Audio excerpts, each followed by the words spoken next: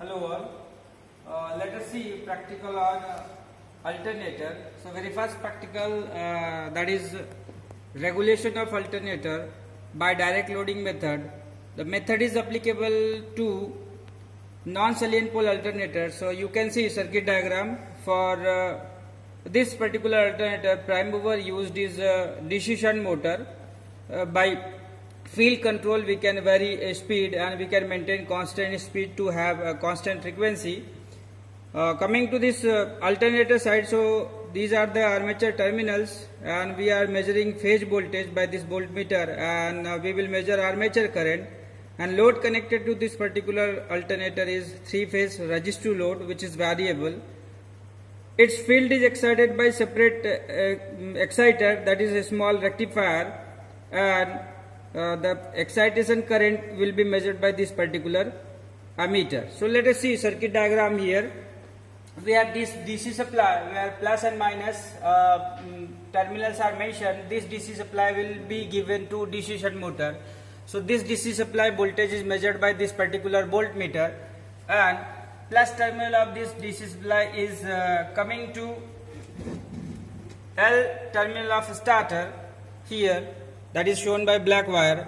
Now coming to A terminal of starter through blue wire is connected to A1 terminal of armature. A2 F2 terminal of DC shunt motor are shorted, and that is returned back through this green wire to negative terminal.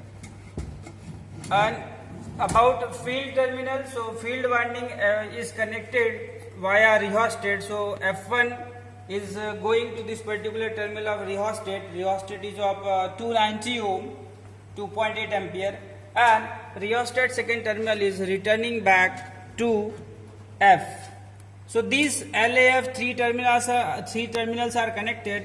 Now this particular starter is 4-point starter, which is preferred for compound motor, but we are using here DC shunt motor. So the fourth terminal will be connected to return path. So fourth terminal, which is mentioned here as N, is connected to F2, and through it is connected to negative terminal. So this is about prime mover connection. Coming to alternator. So alternator has got 3 terminals R, Y, B, and its field windings are X, double X, and it is neutral.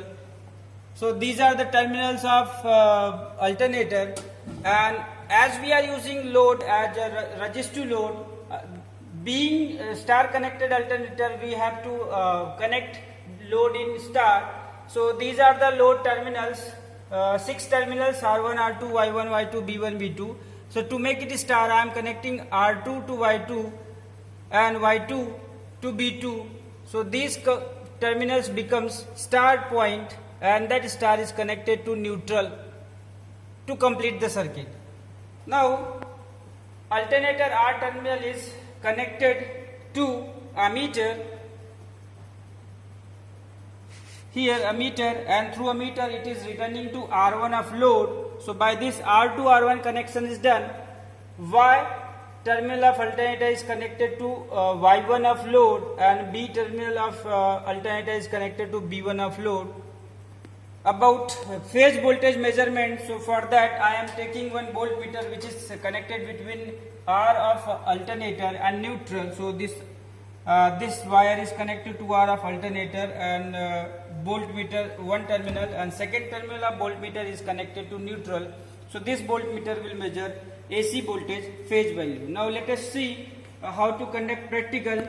So before giving excitation, I will first start my prime mover. So switch on prime mover through starter.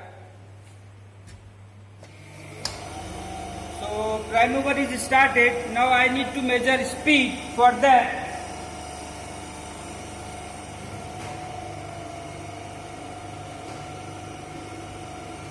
all reading must be taken at constant speed.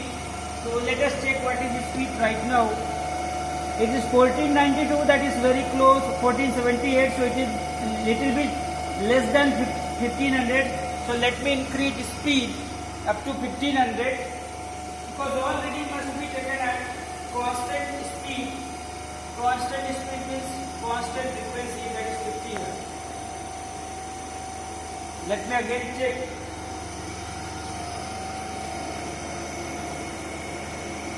Speed is little bit increased.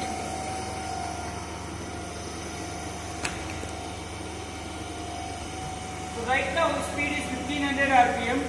Now you can see speed is there, alternator rotor is rotating, but as excitation is not given, excitation current is 0 ampere, therefore generated voltage across armature of alternator is also 0. Now let us apply excitation.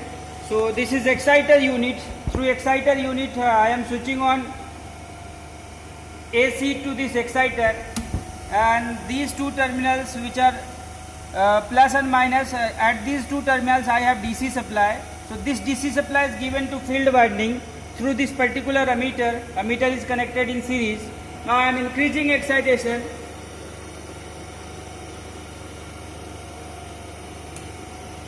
So as I am increasing excitation, you can see voltage is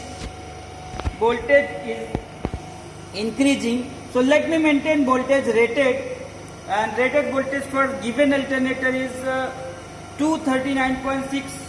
You can see in specification the alternator is of 3 kVA 415 volts, star connected 1500 rpm with 4.2 ampere rated current.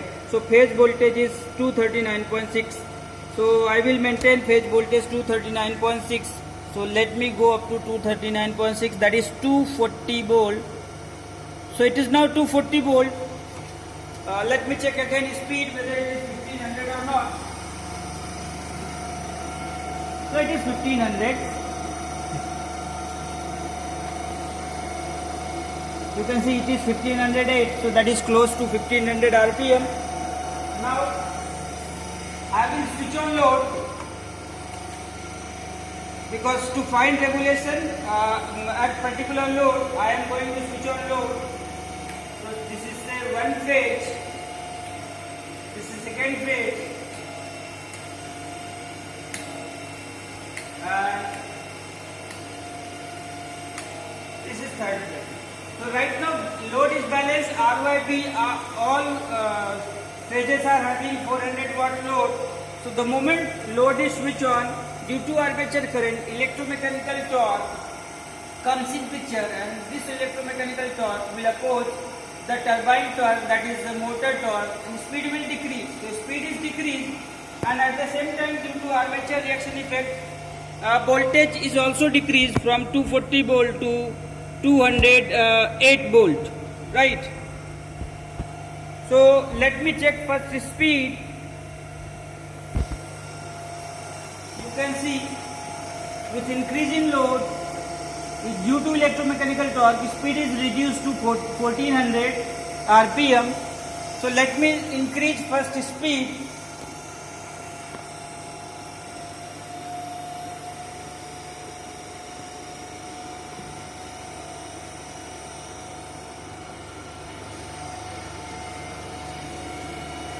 Now speed is 1498, that is close to 1500.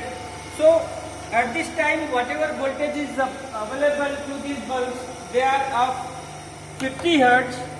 Now my job is to maintain rated voltage across these loads, and voltage across load is 220. So I need to increase this voltage from 220 to 240. For that I am going to increase excitation. So excitation is increased. Now excitation is increased up to 1.5 ampere of DC current, and voltage available is 240. So these bulbs are getting rated voltage 240 volt and of constant frequency 50 hertz. So at this moment I am going to throw this load, because my objective is to find EPH, which is no load voltage, and EPH is obtained when a given load at a rated voltage is thrown off, keeping excitation constant and speed constant, that is 1500. So let us throw this load. The moment I am throwing load, you can see electromechanical torque is now absent. So speed is high. Right now no load voltage is 280 volt, but this 280 volt is of not 50 hertz frequency, because speed is more than 1500, you can see speed is 1630, and this speed is increased because of absence of electromechanical torque. So let me bring this speed to 1500 so that I will be able to maintain 50 Hz frequency voltage. Now I have increased the speed, I have decreased the speed, and if it is 1500, then we can take the voltage, armature voltage, which will be treated as no load voltage. So right now it is 1522. So little bit I can again increase further.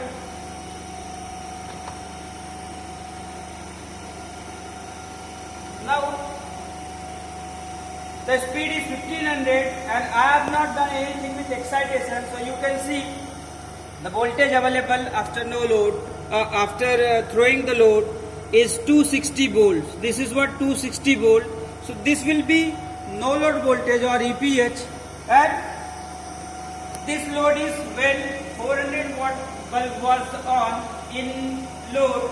So the current at that time was 1.65 ampere. So 1.65 ampere was the loading on alternator, which is not full load because full load current of this particular alternator is 4.2. So 1.65 will be 1.65 divided by 4.2. That will be 39% of full load. So at 39% load, we can find regulation, and regulation will be no load voltage EPH minus VPS divided by VPS. VPH is available by specification of alternator, and EPH just now we have seen by throwing load, that was 260. So 260 minus 239.6 by 239.6 will give us regulation. So this regulation will be at a given load which is not full load. In same manner we can go for full load condition also, and by that we can find regulation at any particular load. So this is all about regulation of non-salient pole alternator by direct loading method. Thanks for watching video.